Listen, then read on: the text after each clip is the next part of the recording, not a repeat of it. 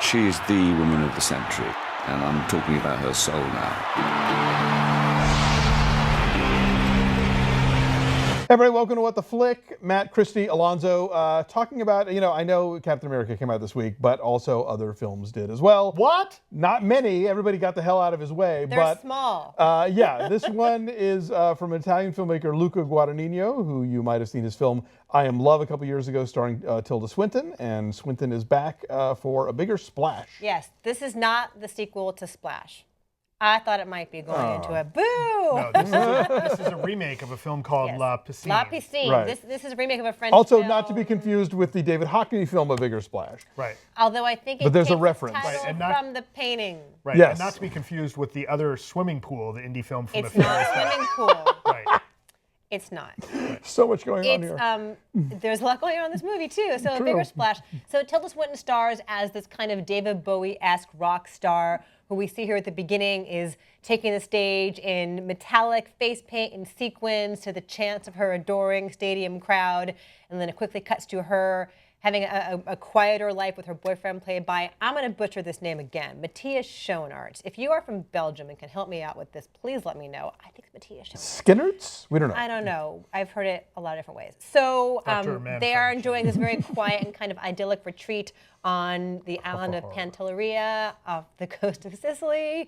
And then into their quiet and outdoor lovemaking idyll comes Ralph Fiennes, who is her longtime record producer and her former boyfriend, to stir things up with Dakota Johnson, who supposedly is his daughter, the daughter he just realized he had, and sparks fly and splashes occur. Take a look. God, I am so happy to see you! You can talk, can't you? Come on, tell me you're better. Yes, you are. I'm sorry we didn't call, but we're hiding out. Not for me. Meet Marianne and Paul. Oh, I should have known you'd bring a protege. I'm his daughter. It looks on your faces. Love is my temple. Love is the highest day. You asked them to stay. Why is that? When did we last do this? How many years ago? You're pretty domesticated for a rock star. Have I done anything to upset you?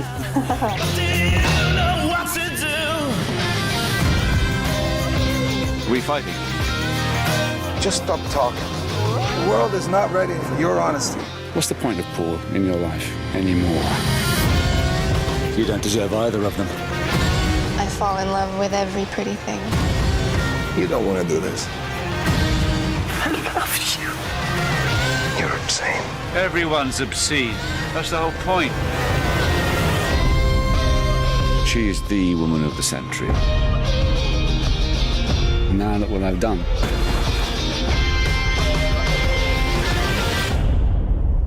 So I love I Am Love. Oh my God, Oh, do yeah. I love I Am Yeah, Love. yeah. And nothing could possibly compare to that.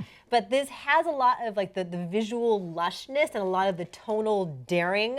It's not quite as big and operatic as I Am Love, but it has some like startling turns to it. Oh, that are absolutely. Very compelling. Yeah, no, when I have taught I Am Love in a film class as a way to convey the other senses in a movie. Like, sight and sound are covered, but what about smell and taste and touch? And I Am Love to me gets all of those in there, And this one, there are moments of somebody's eating something or smelling something, and it becomes very vivid. With the hands peeling a piece of fruit. Exactly. Very tactile, Yeah. But at the same time, it's very much a four people in a house movie. It's kind of a classic house, dramatic. though. It's a great house. It's a villa. Lovely villa.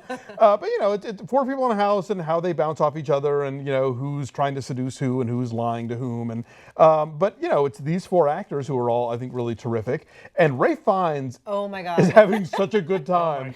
It's like so watching. funny in It's this. like watching Ben Kingsley in Sexy Beast. Oh my God, which I also So love. this movie hits some of those buttons, Yeah. right? This movie makes me think of that in a few places. It's this sun-drenched, European beach town. There's, yes, it's beautiful, but there's this, almost at times a feeling of menace. Maybe not Totally. quite. There's the level. a There sinister absolutely is. undercurrent. Yeah. Right. There's it's you never really want to let your guard down, and it makes you feel like the lead characters do. Tilda Swinton and Matthias Schoenaerts, so that like they're when Harry comes into their lives, when Ralph Fiennes comes in with his daughter, it's chaos. Like he totally Upends everything, and there you can see like they're and Tilda Swinton in her almost completely wordless performance, right? She's playing. She's this on character, vocal rest. right? She's on vocal rest. She's had surgery. She can't talk, and so you get whispers here and there, and it's a very different performance from her, and it's great. She didn't need to talk. Yeah. Right, she's she's so formidable, right? She does so much with her eyes and just with her presence and just the way she can wear anything and that conveys who she is, or she wears nothing at all and that conveys who she is. She's so versatile. We've seen her play every kind of role, but there's still a mystery. But there's still there's a mystery to her. I mean, she is like a space alien. There's a line in a flashback to when Ralph Fiennes and Matthias Schoenaerts are having a drink and they're talking about her because they're old friends. And he makes this joke about how when the space aliens come, she will welcome them, with open arms. She'll be out front with her arms open. She is a space alien, and the mysterious nature of her presence they definitely use to great advantage. In contrast with that is Ralph Fiennes, who is so wonderfully grandiose and just crazy. There's a beautiful scene, which for me was the highlight of the whole thing, where he plays emotional rescue. Oh God, yes. He's regaling them all with like his days of rock star glory, and he's got the moves like Jagger, for lack of a better word, and it's so fun, and it's shot in such a joyous way. Yeah, no, it's one of the great sort of lip-syncy moments in a movie ever. There's a couple things this movie kind of bobbles, like there's a windstorm that happens early on that we know is, the Chekhov's windstorm here. It will get worse. And then there's a subplot about refugees that they don't really incorporate all that well. That they're trying to make some sort of statement about Europe or whatever. But that does end up getting referenced. Like you can see how I don't think it does a really organic job of using it. But then when there is a point towards the end of the movie where there's the payoff from that kind of a bit, but it feels a little forced. Yeah. It doesn't quite resonate. Yeah, he drops hints about it, but it doesn't quite resonate or coalesce with the rest of the movie the way it should. And it's tense, it's funny and strange and startling and tense, and then it takes a turn to uncomfortable farce. And there are moments that are played for laughs that don't really work for me. Well, interesting that because I saw the movie, I'm going to brag a little here. I saw the movie at the premiere at the Venice Film Festival last year, and it turns out that Mr. Guadagnino, while very popular around the world, is not beloved in his home country.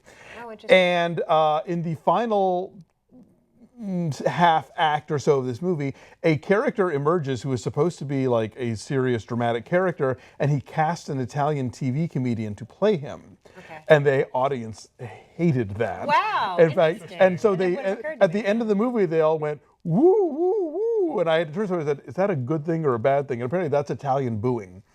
Woo woo woo. Yes. Take note. So woo, woo, I didn't have a problem with the ending as much as they did, but it's a tonal shift, and he's such a master, I think, of balancing different kinds of tones that this veers off in a way that feels really glaring to me. I don't know. It loses its way a little bit, but the other stuff is so good that you forgive it. Okay, so I'm a 7.9. What's your number? 8.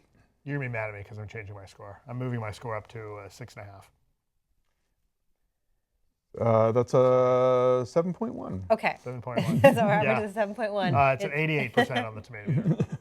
If you want really, really grown-up alternative programming to Captain America, this is it. Yeah, it's LA, Whatever, New York. Captain America's for grown-ups. Right. This is LA, New York this weekend. I think it expands next week. Check it out. Bye.